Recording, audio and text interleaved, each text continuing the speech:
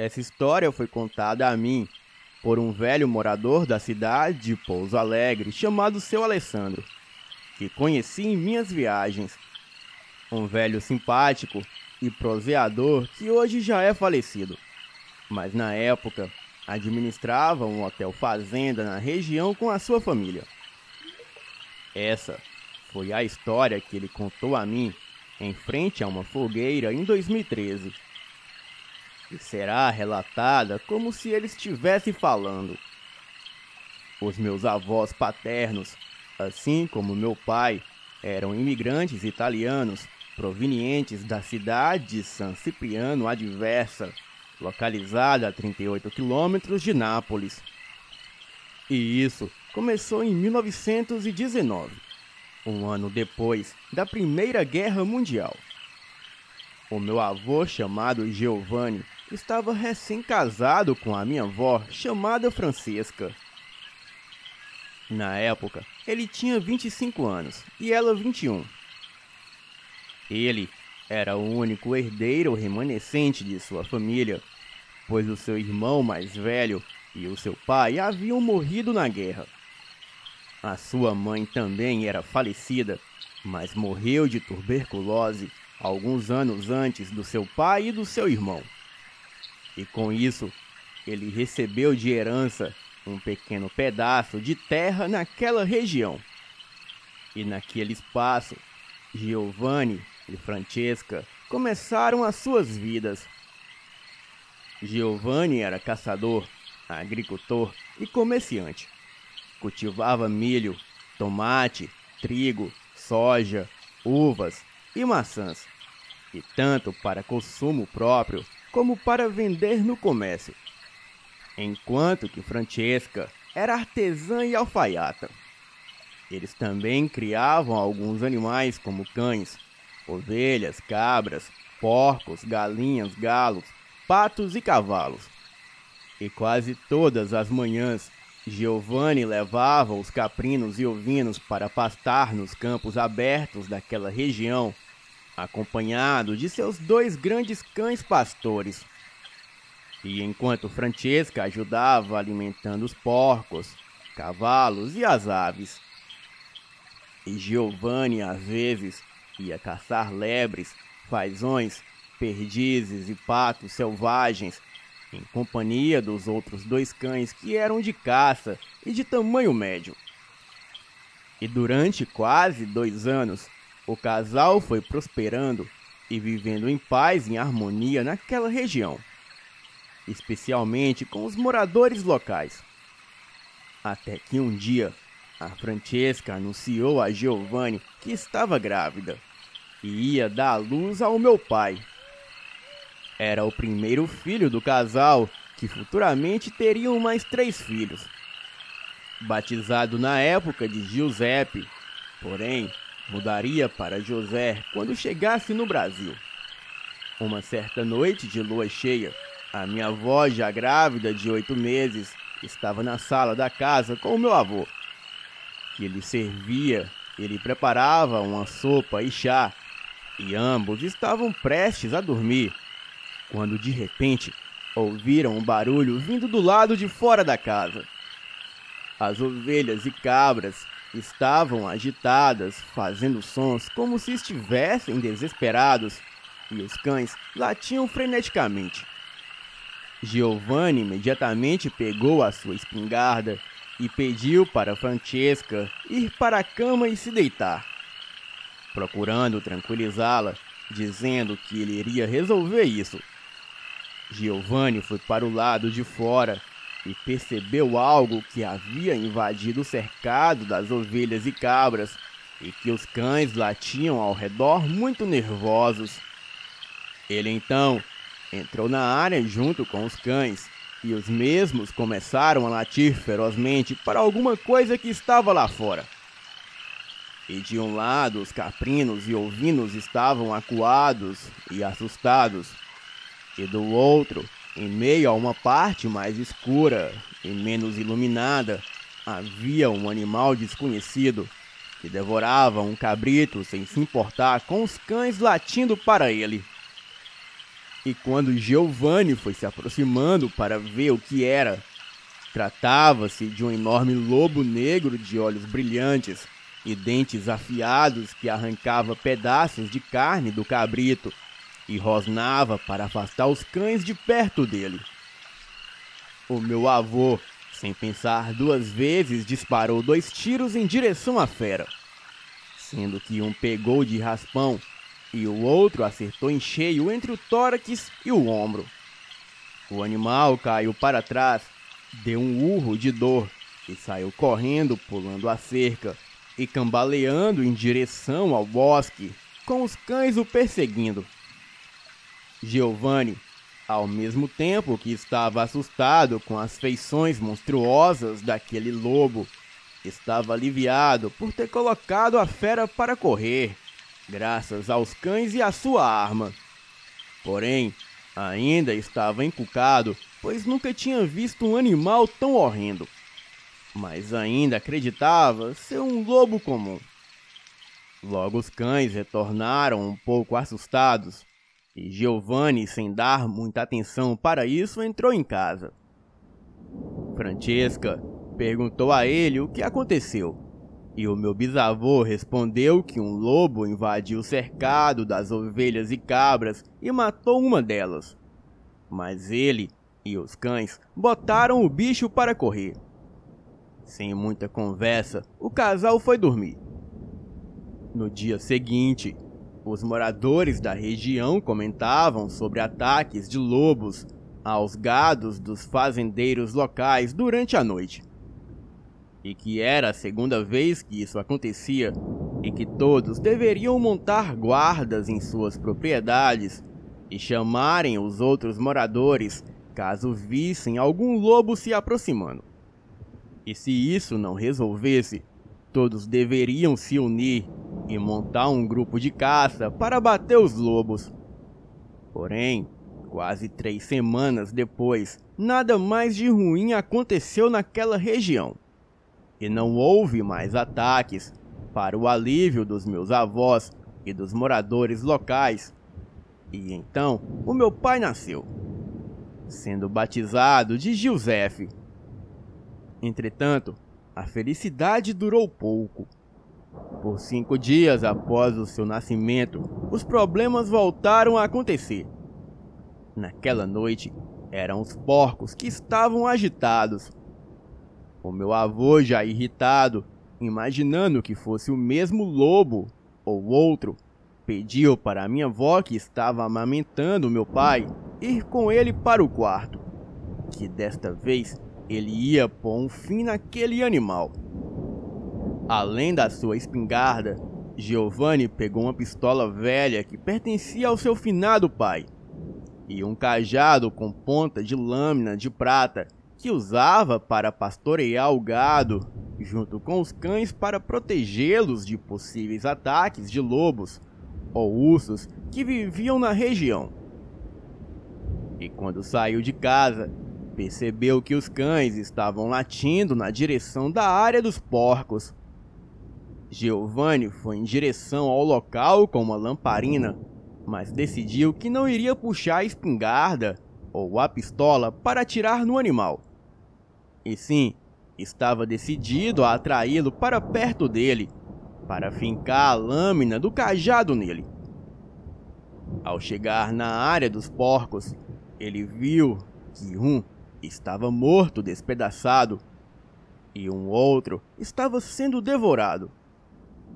E ao ver que se tratava do mesmo lobo negro, horrendo, que atacou as suas ovelhas e cabras 1 mês atrás, ele, mesmo em uma área mal iluminada, começou a bater com o cajado na cerca de madeira, gritando, chamando o animal para uma briga e jogando objetos como pedras e garrafas no mesmo para irritá-lo.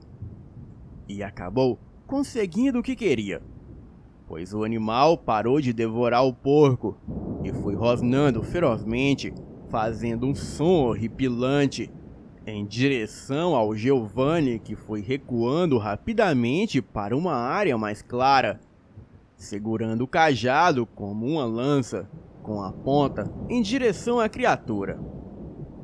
Ao chegar na área mais iluminada pelas lamparinas que ficavam em alguns pontos da propriedade e pela luz da lua cheia, e com os cães ao seu lado, Giovanni viu melhor o animal, e aquilo era pior do que ele imaginava.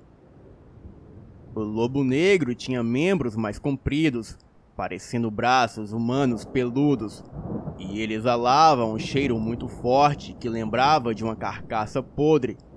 E de repente o animal se pôs em duas patas, e foi possível notar que ele tinha garras afiadas, joelhos dobrados para dentro, um enorme focinho com dentes afiados e olhos amarelos com um olhar de raiva e pura maldade. Giovanni ficou trêmulo ao ver a real imagem do que ele pensava ser um lobo selvagem comum, tendo certeza que se tratava de um lobisomem. E sem pensar duas vezes, a fera avançou contra o meu avô, acertando com as garras em seu ombro. Giovanni caiu de costas no chão, mas se salvou graças ao seu cajado que ele fincou no peito do enorme lupino, quando este investiu contra ele. E este cajado conseguiu separá-lo da fera e fazer o mesmo recuar de dor. E logo, os cães avançaram contra a besta e começou uma luta entre eles. Enquanto isso, Giovanni se afastou um pouco, preparou a velha pistola e, ao ver a fera jogar longe um dos seus cães com uma patada, disparou um tiro contra o lobisomem, atingindo-o em cheio nas costas. Aquela coisa deu um urro horrendo e se virou, indo em direção a Giovanni. E este lhe acertou outro tiro, e desta vez no peito, fazendo o animal cair no chão, agonizando de dor. O meu avô, a fim de finalizar a vida da fera horrenda, cravou a ponta do cajado no pescoço do monstro, e logo depois pegou um pequeno machado e cortou uma das patas do animal. Ele olhou para si mesmo com orgulho e mal acreditava no que tinha feito. Matou a fera que sempre acreditou que fosse uma lenda com as suas próprias mãos. Logo Francesca foi para fora de casa preocupada, após ouvir tanta barulheira horrenda. E ao abrir a porta, viu alguns dos cães caídos no chão ferido, e um animal desconhecido caído morto de bruços no chão, e o seu amado Giovanni indo em sua direção meio ofegante, e com um ferimento no ombro, e segurando um machadinho em uma mão, e uma pata com garras longas na outra. A minha avó, desesperada, perguntou a ele o que estava acontecendo. E ele, tentando não deixá-la nervosa, disse que pôs fim no lobo que estava atacando os animais. Só que desta vez, ele lutou para valer e para matá-lo, pois o bicho era mais bravo do que ele pensava. Francesca não se convenceu com a história, pois ela percebeu que a cena que via não condizia com a morte de um simples lobo que atacava ovelhas, cabras e porcos, e exigiu que Giovanni lhe contasse a verdade. Ele tentava empurrá-la para dentro de casa, mas ela resistiu insistentemente para saber o que realmente estava acontecendo. E vendo que era impossível esconder a verdade dela, Giovanni mostrou o corpo da fera que ele matou para Francesca. Mas ambos testemunharam o que parecia ser um enorme lupino morto no chão, voltando à forma humana de um homem seminu, que aparentava ter entre 30 e 34 anos. E a pata do animal que Giovanni segurava em uma das suas mãos virou uma mão humana, com um anel dourado em um dos seus dedos. A Francesca perguntou a Giovanni o que ele havia matado. e ele respondeu que não era um lobo comum, e que aquilo era um lobisomem. Mas ela poderia ficar despreocupada, pois agora ele não era mais uma ameaça para ninguém. A Francesca ficou paralisada, sem saber o que estava vendo, e ao mesmo tempo ela beijava um crucifixo que estava em seu pescoço, já que ela era uma católica devota. Giovanni entrou para dentro de casa, jogou a mão que antes era uma pata da fera na lareira e ficou olhando para o anel dourado que estava nela. E o mesmo tinha um símbolo desconhecido no seu centro que parecia um brasão de família. Em seguida, o casal foi recolher os cães feridos, limpando e enfaixando seus ferimentos e os colocando para descansar em uma área coberta próxima de casa. Logo, Francesca cuidou do ferimento no ombro de Giovanni, e isso tudo graças ao fato deles na época terem muitos itens de primeiros socorros em casa e plantarem ervas medicinais e de fazer chá. E por último, antes de irem dormir, se livraram do corpo do homem desconhecido, enterrando em uma vala funda entre a propriedade do casal e o bosque. No dia seguinte, Giovanni e Francesca foram para uma paróquia daquela região de São Cipriano de Aversa, chamada Santa Croce, para batizar o meu pai, o pequeno Giuseppe. A família foi em uma carruagem puxada pelos 2 cavalos de sua pequena fazenda. O bispo local realizou o batismo. E logo depois, Giovanni foi ter uma conversa em particular com o bispo chamado Dom Sebastiano. E relatou todo o ocorrido da noite anterior e do mês passado. E logo mostrou o anel que ele encontrou em um dos dedos do homem fera e perguntou ao bispo se ele conhecia o tal símbolo. Dom Sebastiano olhou bem o anel e afirmou que sim, e disse que pertencia a uma família rica, na qual o nome não é recordado, e que eram ligados a Camorra, uma das mais poderosas e temidas máfias da Itália. Tal fato deixou Giovanni arrepiado, pois com isso ele tinha certeza que haveriam represálias violentas, seja por mafiosos ou lobisomens. O bispo então orou para todos os santos protegerem a ele e sua família, e os orientou a abandonarem a cidade antes que fosse tarde. A família logo voltou para casa perto do final da tarde e deram de cara com um homem desconhecido. Ele era jovem e deveria ter entre 21 e 25 anos, e vestia roupas sociais com gravatas e suspensórios, e ele estava na entrada da propriedade deles. Giovanni desceu da carruagem e perguntou desconfiado e aflito para o homem o que ele estava fazendo ali e o que ele queria. O homem se apresentou cordialmente como Vitório e disse que procurava pelo irmão mais velho dele e que ele tinha certeza que ele passou por ali. Giovanni disse que não conhecia o irmão dele, somente os camponeses e moradores locais. Vitório então deu a descrição do sujeito e lhe mostrou a foto do tal irmão desaparecido em um pingente, perguntando em seguida se eles não o reconheciam. O meu avô, ao ver a foto, ficou assustado, pois era exatamente a descrição do homem que se transformava em lobisomem, que ele deu cabo na noite passada e enterrou o corpo.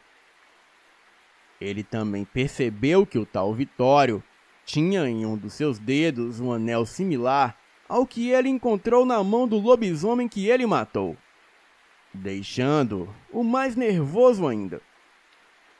Procurando disfarçar, Giovanni disse que não viu esse homem pela região e que não o conhecia. e perguntou a Vitório de forma fingida se ele estava desaparecido ou algo assim. O Vitório fechou a cara e perguntou a Giovanni se ele não viu algo estranho por essa região recentemente. O meu avô apenas respondeu, procurando não ficar nervoso de que os animais de criação locais estavam sendo vítimas de ataques de lobos e que os moradores locais estavam preocupados.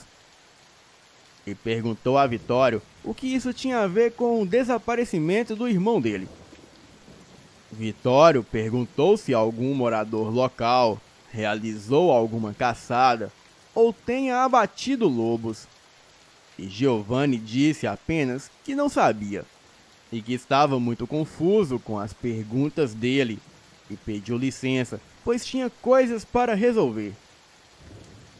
Vitório, então, respondeu que estava se retirando e disse que era melhor que ele não estivesse mentindo, pois ninguém enganava ele e a sua família, e que as consequências poderiam ser gravíssimas. A família logo entrou para dentro de casa. Giovanni ficou tão irritado quanto assustado com a ameaça do estranho chamado Vitório. Francesca ficou preocupada com o modo que aquele homem falou e se recolheu para cuidar do bebê. E agora tinham certeza que haveria represálias, e só restou a ele e a sua esposa rezarem e benzerem toda a propriedade e seus bichos de criação. Mas ao mesmo tempo, Giovanni acreditava que Vitório apenas desconfiava e não tinha provas contra ele ou certeza que ele era o responsável pela morte do seu irmão. Naquela mesma noite, quando ele e Francesca foram dormir, eles ouviram uivos aterradores durante a noite. O filho recém-nascido deles chorava muito, e os animais ficavam agitados, fazendo muito barulho. Mas por sorte, nada veio invadir a propriedade deles naquela noite. Na manhã seguinte, quando Giovanni saiu para ir à cidade, os moradores locais estavam apavorados.